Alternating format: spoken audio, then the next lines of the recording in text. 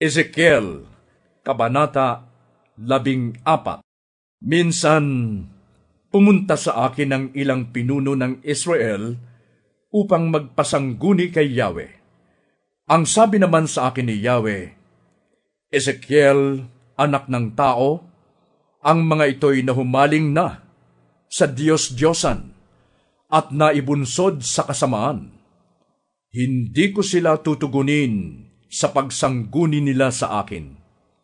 Sabihin mo na lamang sa kanila na ipinapasabi kong huwag sasangguni sa mga propeta ang sinumang Israelitang sumasamba sa Diyos-Diyosan na naging dahilan ng patuloy nilang pagkakasala. Kapag sumangguni sila, tuwiran kong ibibigay sa kanila ang sagot na nararapat sa marami nilang Diyos-Diyosan. Sa pamamagitan ng sagot kong ito, manunumbalik sa akin ang mga Israelitang ito na nahumaling sa pagsamba sa mga Diyos-Diyosan.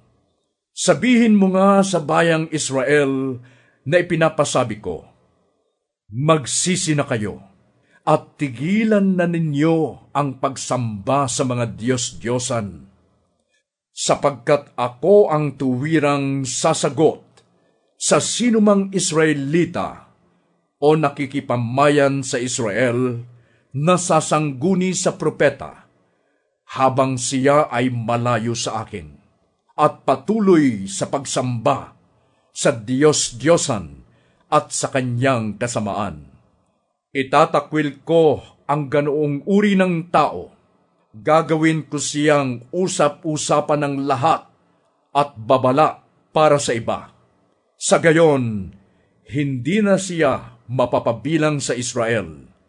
Sa gayoy makikilala ninyong ako si Yahweh. Kapag ang isang propeta ay naakit magpahayag ng mali, ako ang dumaya sa kanya.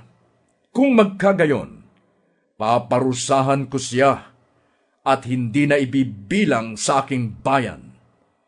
Siya at ang sasangguni sa kanya ay paparusahan ko. Kung ano ang ipaparusa ko sa propeta, ay siya ko ring ipaparusa sa sinumang sasangguni sa kanya. Gagawin ko ito para hindi na lumayo sa akin ang Israel at hindi na sila magpakasama. Kung magkagayon, sila ay magiging bayan ko at ako naman ang kanilang Diyos.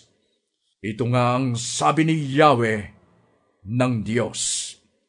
Sinabi sa akin ni Yahweh, Ezekiel, anak ng tao, kapag ang isang bayan ay hindi naging tapat sa akin, paparusahan ko sila at babawasan ang kanilang pagkain.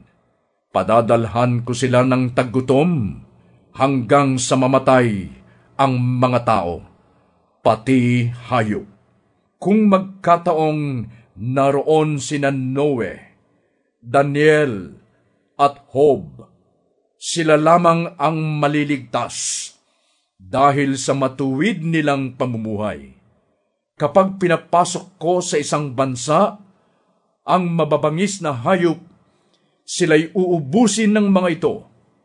Ang dakong iyon ay magiging puok ng lagim, hanggang sa ang lahat ay matatakot magdaan doon dahil sa mababangis na hayop.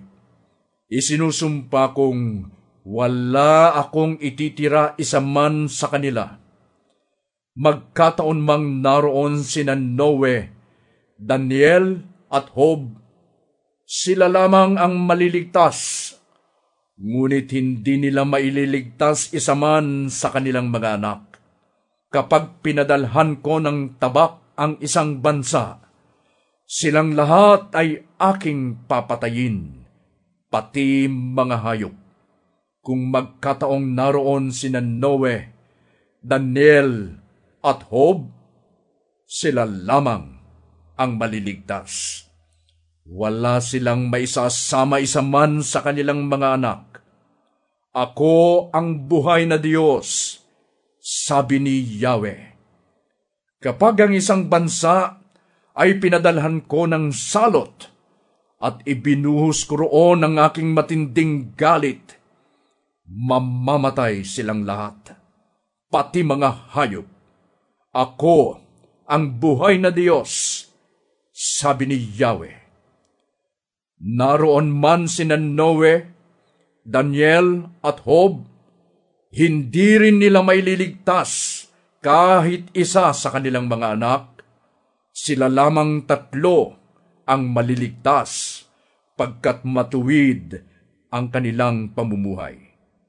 Ipinapasabi nga ni Yahweh, ano pa ang maaaring asahan ng Jerusalem kapag nilipol ko ang lahat ng naroon sa pamamagitan ng digmaan, taggutom, mababangis na hayop at salot na siyang 4 na paraan ng aking pagpaparusa?